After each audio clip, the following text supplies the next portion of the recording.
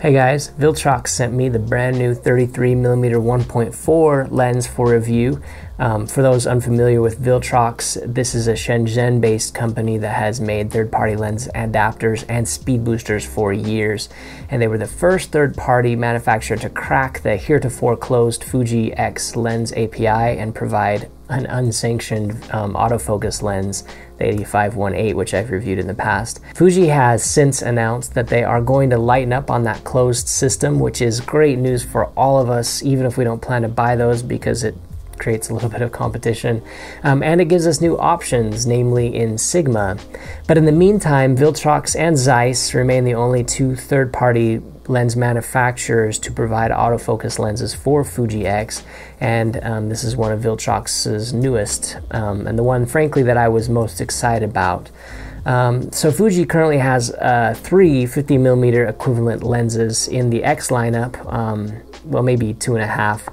There's the little 35 f2 XF lens. It's twin, the 35 XC lens, which is a little bit more affordable, made a little bit more cheaply. And then of course you've got the 35mm 1.4 that Fuji has had forever. Now there are a lot of people who really love that 35-1.4, and that's the only near 50mm equivalent Fuji X lens that those folks will ever want or need.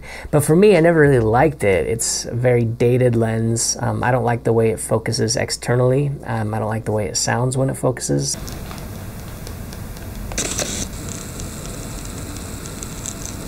I don't think it's particularly amazing optically. It's fine. And I think it's way overpriced at $600 for the age of the lens, personally. I've always much preferred the 35 f2. It's the one that I own and that I shoot with all the time.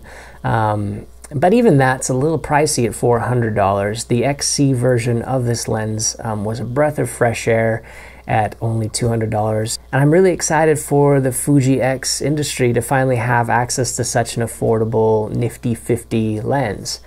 So along comes this guy, priced at a very reasonable $280 and with a faster aperture than the f2s. And it's an opportunity for many Fuji X shooters to reevaluate, is this the perfect prime shooter's entry point in the Fuji X system? But before we answer that question, and speaking of entry points into the Fuji X system, if you're new to this Fuji experience or photography in general, I have a workshop designed specifically for you, for those who want to do digital art with more of an analog heart. We've got a workshop designed to take you from zero to hero, at least that's what I'm calling it, to help you begin to master your camera and to master your awareness of what's around you so that you can capture life in the best possible way. If that sounds interesting to you, there are two ways to register for this 6-week course. One is to become a member of the channel, and you'll get access to all of our workshops that we create, not just this one. We'll have many others to follow, including film and more advanced topics. Or you can just buy this workshop a la carte. Either way, I hope that you'll join us. Really excited about that workshop. But enough of that, let's talk about this lens. I certainly had very high hopes and expectations after that lovely 85-1.8 lens that I have no problem recommending to anyone looking for a really excellent telephoto prime lens. But really, aside from price, which you can't argue with, there are quite a few things about this lens that would make me hesitate, if I'm honest. But let's first talk about what you might want this lens for over maybe the smaller 35 f2. And the first, and let's be honest, the most important reason why most of you are interested in this over the 35 f2 is for the narrower depth of field. The call of the bokeh is real, so let's start there. And yes, you will get more blurriness in the backgrounds with the 33-1.4, and the quality and softness of that bokeh is very good, actually. If you define good bokeh as soft edges on things and nice fall off, yes, you absolutely get that with this lens, and certainly more than with the 35 f2 when you compare them both wide open. However, you do take a bit of a hit. You'll notice some chromatic aberration happening here on the 3314, and you don't see that with the 35 f2. So it's a trade-off, and it's not really a surprise here. The multi-coating on the Fuji X lenses is best in class. However, if we do stop down that 3314 to an f2 aperture and we compare these both at the f2, apples to apples, the 35 f2 appears to me to be smoother, and you still do have that chromatic aberration occurring with the 3314, which you will see until about f4 on that lens. But when it comes to shallow depth of field or bokeh, depending on what nuanced you're talking about, there is one other thing to keep in mind, and that is that the 3314 doesn't focus very closely. In fact, frustratingly so for me, who is a photographer who loves getting close to subjects, the 35 f2 gets much closer. In that closeness, you get more compression in the background, and so when you start to compare things at the close focus range, you're able to get more blur out of the 35 f2. So that's something to keep in mind, though you're not always going to be at the close focus distance. But the next reason you may prefer the 3314 over the 35 f2s is for shooting in low light. On paper, you should get an extra stop out of the 3314 over the f2s. However, in practice, since we're measuring in f-stops, we aren't getting true measurement of light allowance, and indeed when we compare it side by side with the 35 f2 at the same exact settings, the 33mm 1.4 is actually allowing for maybe only a half a stop more light than the f2. So there isn't a strong compelling advantage of low light access with the 33mm 1.4 over the 35 f2. So something to keep in mind. As we look at sharpness, we'll again compare to the 35 f2 just as a benchmark to get us an idea of what we can expect with the 33 1.4.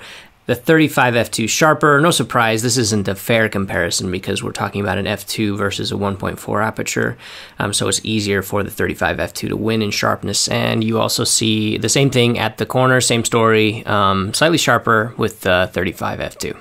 When we compare these at f2, apples to apples, we still see slightly more sharpness out of the 35 f2, both at the center and out at the edges. Except at the very, very corner of the image circle where the 35 f2 demonstrates quite a bit of softness. The 33 1.4 benefits a little bit more from having more glass to go around. At f2.8, it's closer. The 35 f2 still gets the win in my book, and at the corners, 35 f2 is still much more sharp.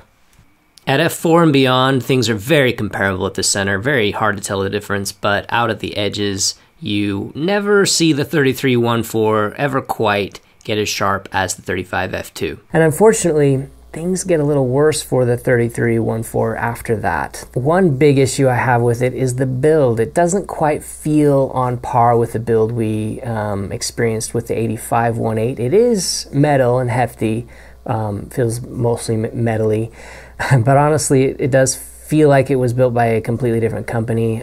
It does have an aperture ring, but it's annoyingly clickless, which is a big negative in my book. And it also just feels and sounds cheap when an aperture. I'm a little bit of an aperture ring snob, I'm going to admit to you right now. If that's not going to bother you, then great. For me, it's an issue though. But the focus ring is nice. It's very smooth. In fact, it may be better than a lot of Fuji lenses, which have a propensity for grinding. This one has a nice smooth feel to it. Let's talk about focus acquisition and accuracy. This was an issue early on with the 85 1.8, but I don't see any issues here. It seems to acquire and keep focus well in burst and continuous autofocus situations, and generally in single autofocus it also does well. I can't speak to if it's more or less accurate than the 35 f2 or 1.4 in either case, because I just haven't done an in-depth comparison. I don't really plan to. Those take a long time and I just don't want to do it. But rest assured, this focuses sufficiently fast for just about anyone's needs that I can imagine.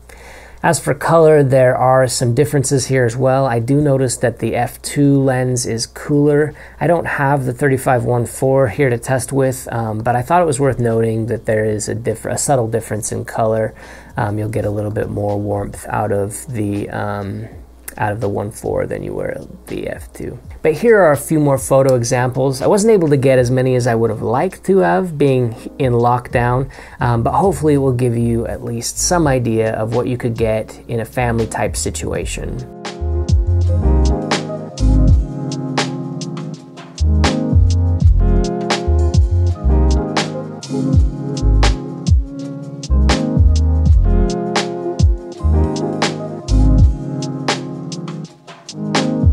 But that's all my thoughts about this lens so far.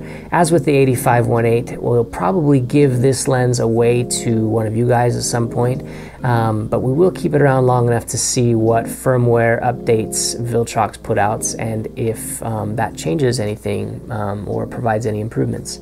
But until then, remember to do some good with your near 50mm equivalent lenses, and we will talk to you again real soon.